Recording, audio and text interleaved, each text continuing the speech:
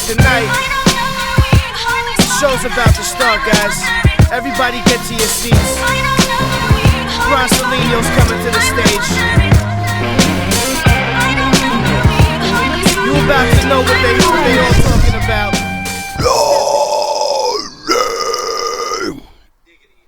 That's a bit of a weird way to start my podcast. Yes, I do know. Stop talking. New girl. Hey guys, welcome back to Wessin The World. Yes, it's Wes. And yes, I'm in your world. And yes, I'm wearing a sleeveless shirt. That's right. Rebel action, bitch. It's time for rebel action. I ripped the fucking sleeves off my arms. I put the sleeves on my hair. This is difficult to do right now, but I gotta do it because I'm turning everything to everything else. Whoa. Okay. Yeah, it's a little bit shit, but if you ever need to tie your hair back, yeah, and you also need a sleeveless shirt, y'all don't even need to go that far, bruh. You don't even need to go all the way, bruh. You ain't gotta go to no shop, buy no sleeveless shirt. You ain't gotta buy no hairband at no shop, son.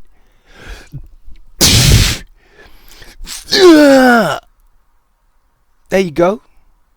2 items of clothing from 1 item of clothing that you'd rarely use anymore because you don't know what the fuck MT means. Oh, guys. So yeah, I had to make this video. This video is it's one of them. I had something to say. I don't know what it is, but I just thought I'd go click, record, and let's go.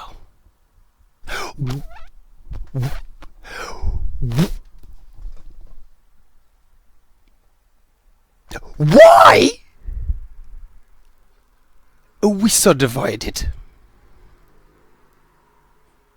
Now, it's just like rewind over the last 50 years, yo. What have we been working towards? What have we been doing? We've been working towards a world where black, white, Indian, Chinese, Korean, Indonesian. What have we been doing with our societies? We've been integrating them, bringing equality to jobs and people from across the board. Yeah, equality of opportunity is not there still. And if your name is Mohammed, yeah, you can have the same qualifications as someone called Jim. And yeah, the science is in. The science has been proven. They've done the tests. And Jim gets the job. Because Mohammed's got the name Mohammed. Irregardless of their differences, irregardless of their similarities, we just prefer Jim over Mohammed, and that's the world we got. Now, who am I? Who's Wes? Who's this guy? Who's this guy you're talking to, you're listening to? Every time I drop a video, it's usually like split. Because for me, so the way that a mixed race person sees the world is different, I feel. Being a mixed race person, you don't understand the conflict between white and black because you're literally a creation of the union of those two things coming together. And I want to talk a little bit about mixed race privilege because it is interesting. Now, the benefits to being mixed race, the privilege to being mixed race, is that you don't have a singular race to identify with. We don't have history. We don't have a tribe of people ready to back us if we get murdered. Mixed race people have never mobilized. But here's why we should. Because the way that I see the world and the way that I've met people that are mixed race and they see the world, they don't see the world in binary. Because if you don't identify with white, then you won't get pissed off when something happens to white people. You know, you just get pissed off when things happen to people. And this is what it is. People think that it's tribalism. White people back in white side, black people back in black side. What the hell do I back? I back both.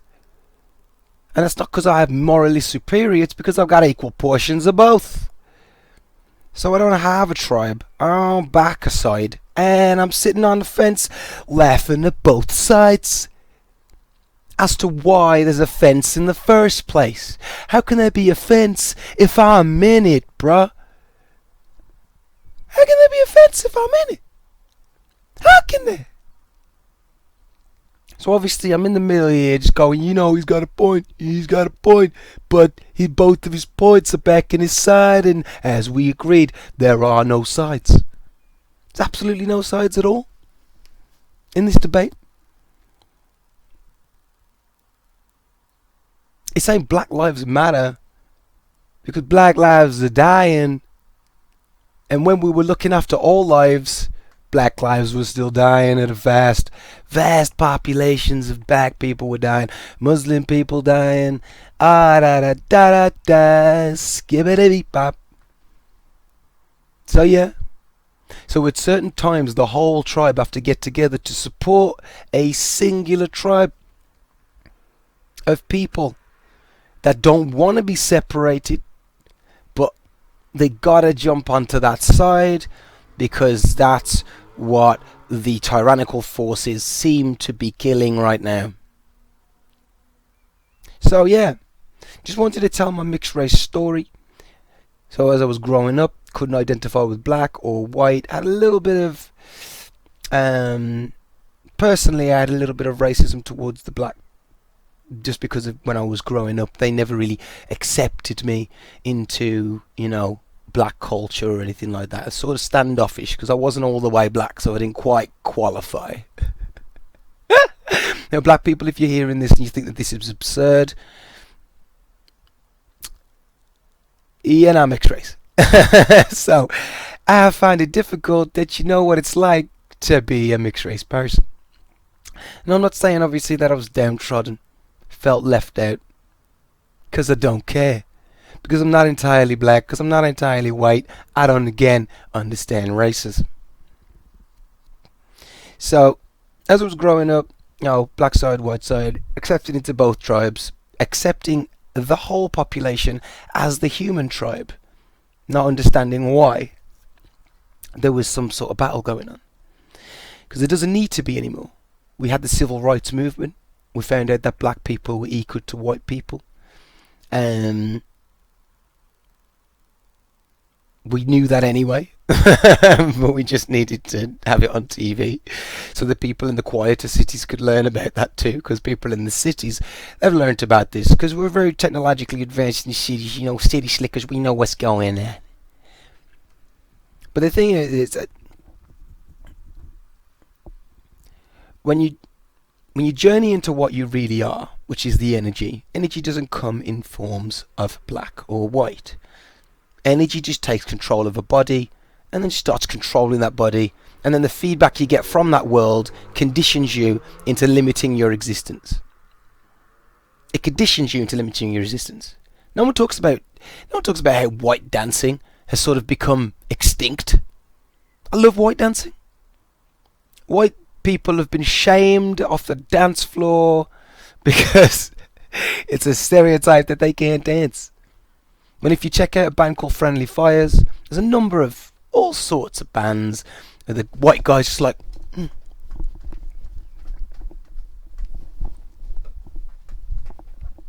I don't know, that's not really white dancing, but you get what I'm saying.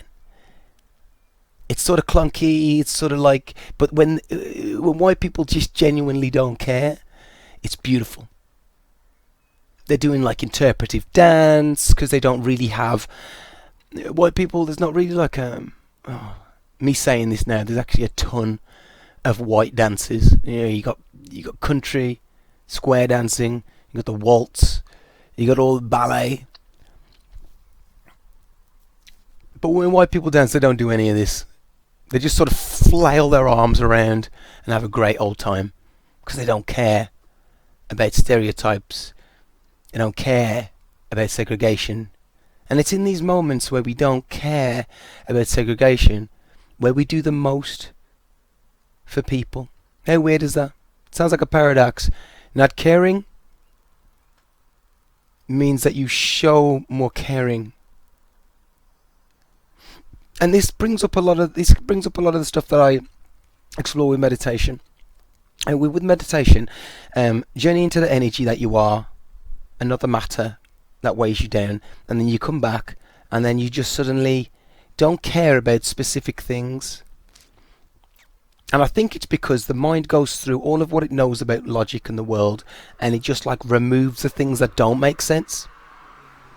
Like if you've got a general opinion against black people, but you're friends with a lot of black people, that doesn't make sense. Your brain just throws that right out. It's just like you can't hold a generalization about a type of people if you sampled from the fucking buffet, bro. If you sampled the whole buffet and you're like, I like it. But you got a general opinion about black people, a general opinion about Muslims. I got friends of every creed, nation, colour. And there are pricks in the world. There are genuine pricks. But you cannot compare the Lee Rigby killing, where the Muslim, the black guy went into the street in London and hacked off this dude's head in broad daylight in the name of Islam. Or what he thought was the name of Islam. You can't compare that to a man complying with the police after being found with a counterfeit dollar that he didn't know he had. They called the police. That woman Emma, I feel bad for that woman that called the police on George over a counterfeit dollar, or $5 or $10. I can't remember, because she knew what was going to happen. Very strange. But anyway, they're comparing the Lee Rigby murder, where a black person hacked off someone's head, and compared it with the George killing, where the police killed. And they're saying, why aren't black people kicking off about this guy that hacked off this person's head in broad daylight? It's because one guy had a counterfeit dollar, and the other guy's hacking off someone's head. Black people don't just see black and then mobilize. They see injustice against someone on the basis of their race, and they're like, we got to do something. And white people saw it and they're like, we got to do something. Muslims saw it and they're like, we got to do something. And then you got the AG guys on the side, they're just like, nah. They're trying to be different. They're trying to go against the tribe. They're trying to go against this force of social justice, because they just hate social justice for some strange reason. They're like secret conservatives that want to keep things the way they are. They kind of see the way, and they see the way the system is corrupt, but they want to propagate that. They want to keep that going some way, so they have something to complain about on the daily. They don't want to make something out of society. They don't want to progress, because they've sort of halfway given up in a way, or settled into their opinions, and they don't want to reshuffle those opinions. Unfortunately so, guys, the world's progressing every day. Everything is moving. The matter, the skin, every single cell of the human body, it dies and is regenerated every 7 years. Check it out. Skin cell, blood cell, bone cell, organs, all of that. Every single cell of the human body physically dies every 7 years and is reborn. So either move with the changes or die with the past. That's all I'm saying. Move with the changes or die like the past. Because if you're not here for progression, you're here for repression. And if you ain't here to help, you're here to hurt. And I know a lot of that rhymed. Not the last one. But at that point, I was just wanted to rhyme everything. Because if it rhymes, it's correct. Now, but what I'm saying is, if you're not here for progression, you're here for regression. And we don't want any of that shit. Because you know what progression is? All fingers on me. Mixed race, bruh. That's right. You pure breeds. Yeah, your days are numbered. Not because I'm gonna kill you. Because everyone's gonna mix. Because black's beautiful, white's beautiful. Black and white's beautiful. White and white's beautiful. Black on black's beautiful. But we gotta mix. Because mixture creates a great masterpiece. You got bits of colours all over the place. You got this and that, and it's interpretive. It's a painting, and the painting has to consist of many colours, or else it lacks depth, it lacks dynamic, it lacks life. The key to life is to not see everything in a binary, black or white way. To not see yourself as a smoker or a non-smoker, or to see yourself as a drinker or a non-drinker, or to see yourself as black and white. These things are basic as hell mindsets to have when entering the world, knowing that the world is a spectrum, knowing that the world it flows from one shade to the next. Everything flows from one thing to the next. You take 7 textures, 7 notes in a scale. It's the merging of those notes that makes the song. And it's the dynamic of major and minor, the dark and the light, playing with those two. That gives it depth, that gives it curiosity, that gives it that vibe, that invokes emotion in a human being. So yeah, from a mixed race perspective, I don't really understand racism at all, and I think we should really adopt the mixed race mentality. Not because I'm great and I love myself, I do. Oh man, I kiss the mirror every day. I love myself. Because what's the alternative? What is the alternative? To slightly like yourself. My loving myself doesn't affect my loving of other people. But we're getting to this point now where we can't big ourselves up because we fear people thinking we're arrogant more than we fear hating ourselves. Weird. We find it easier to say that, oh God, I hate myself, than I love myself. We find that easier. And I want to say that it's not easier to say you hate yourself because you think that that's true. I think that you find it easier to say you hate yourself because it's the easiest conclusion. Because to love yourself, you'd have to find things about yourself that you love, and you're not willing to dive. You're not willing to dig. Because you think everything on the surface is shit. Everything you identify with is shit. So of course it's easier to come to that conclusion. It's easier to come to the conclusion that the world's shit because it's raining now. That's not what the plants are thinking. That's not what the trees are thinking. They're thinking this is a great day. Finally getting some rain after all those days of just dryness.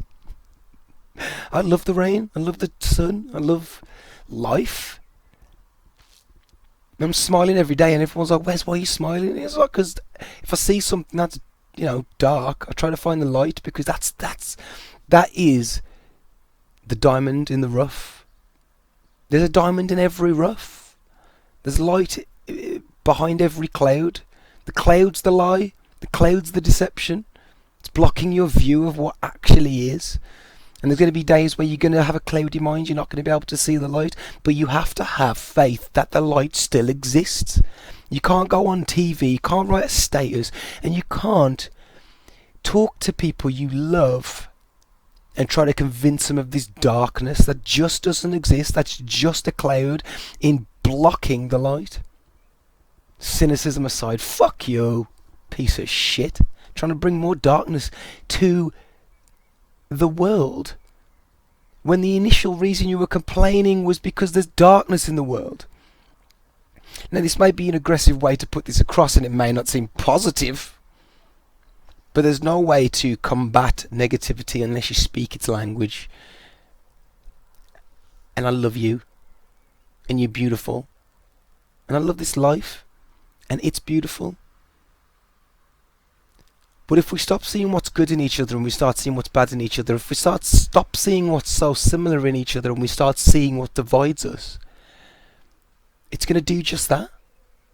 And that's the reason why I made these podcasts, because I saw so much racism growing up, and I saw so much division. I didn't understand any of it. Didn't understand a single iota of it. got told Muslims were bad. I went to a mosque. I've been to many mosques. I've been to like 3 or 4 mosques in my life. Got accepted with open hands. Got given a bunch of literature. They were like, oh, just check it out. They're not trying to convert me. They took me in and fed me. So even if I went in and ate and then left, I've got a free meal. I've never been to a church and got fed. Might go to a church and get touched. Ho ho! Dodging laser beams. Yeah, it is more likely to go to a church and get touched than get fed. But what I'm saying is, not putting down the fuck it, I'm putting down the Catholic Church. It's garbage. Organised religion, trash. All trash. All you want to do, you want to follow a system of beliefs that doesn't have a list of rules to do and do not. That's your first sign that you're in the wrong religion. Because a real religion would allow you to make the mistakes, to take those journeys. And a real religion would say, don't believe me. Like magic, black magic, Aleister Crowley wrote a number of books saying, don't believe me. Try it. You're reading this book because you're interested, you're curious about black magic. If you want to know if it's real, don't read on, try it. And that's the thing with life. This is what Buddhism teaches you. Buddhism's a system of lessons. Zen Buddhism is just, you go to your master for an answer. He'll ask you another question. He's not going to give you the answer because he or she knows that the answer can only be found through direct experience. And that's the problem with our world. We take other people's word on board and then we don't put it into practice. We just take the word and then go, that's the word, put the word out. Later on find out that that word is wrong.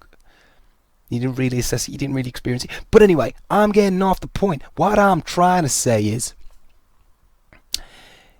don't believe in meditation. Don't believe in anything that I'm saying. Don't believe in black magic. Don't believe in any of it. I'm not trying to convince you. I'm not trying to get you on board with this thing that I'm doing. That's the worst thing about meditation, is that you can find those that know, enjoy. Those that don't know will never know until they try. So don't believe me about meditation. Don't believe that it's the gateway to all human mind that is the antidote to chaos. All this chaos in your mind that's going crazy and you don't know of any escape from it. And it's keeping you up at night. It's keeping you sleep deprived. And it's stressing you out further and it's making you snap at people you love. Where's the escape from that? The escape from that is leaving your identity, leaving your situation, leaving your circumstances, and you don't need to go anywhere. You just need to sit back and imagine for 1 second that you're not this person that everyone thinks you are. That you're not this person that you think you are. You're just the energy that embodies the body that is called the name. That's all you are. It's just a name for the body. What you really are is this force that can do and change and move and make and create. And that never stops. You are not governed by your habits, you are not governed by your friends, and you are not governed by your government. Thank you very much for joining me. I am Wes, and listen to the new Run the Jewels 4, because Run the Jewels have put their name on this time, on this zeitgeist, with this album. Check it out, RTJ4. It's a mind boggler. Every single song. They got Zach De La Rocha from like Rage Against the Machine. Yeah! Zach De La Rocha, Rage Against the Machine, Beck, talking about the world the way that it is, and it's the truth because it hurts. And if it hurts, then it's good that the truth hurts, because that means that your incorrect way of thinking has been removed from your brain, and it's instead been replaced with what the world actually is. Now, if learning about truth is painful and going down this meditation journey seems like it might be a pain, don't worry about it. It's fine. Because meditation is going to take you to a place where you can understand and learn new things without it hurting your emotions, because you don't any longer identify with your emotions or your thoughts. You can have a thought and not get an emotional reaction to it. The only reason why I do these emotional reactions is because I can understand how annoying it is to be divided by race, to be divided by religion, to be divided by creed. And I can add that level of aggression to the debate, because that's a thing when you have this, when you meditate. I've been meditating for 4 years now. When you start to meditate, you can control your emotions and add the right emotion to have the right amount of effect. It's not fake. The ego's fake, believing that you're this thing that is connected to all these other things, like I am cold, I am sad, I am depressed, all of this together makes me. No, that's a lie. Remove that. Take the bits of it that you want to use. Just be in awareness and be there for people. Without all this thought going on, just really be there for people. And you're talking to people, just taking what they're saying and don't have anything else in the background. Very difficult. If you find it difficult, join me at 8 tonight. Meditate at 8, and I'm going to be doing these every night. Apart from some nights, obviously, but I will let you know when those nights are. But yeah, and it's just a chance for you to get sort of like a sampler of what meditation really is. Because I feel as though it's great to have a tester to join me. So I've been Wes. This has been Wessin The World. And I've been in your crazy world. Thank you very much for joining me. Now don't stress. Stay blessed. Don't. You never know what's next. And it's exciting. It's not scary.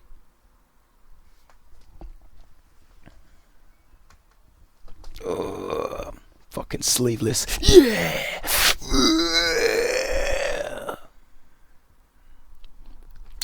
Yeah!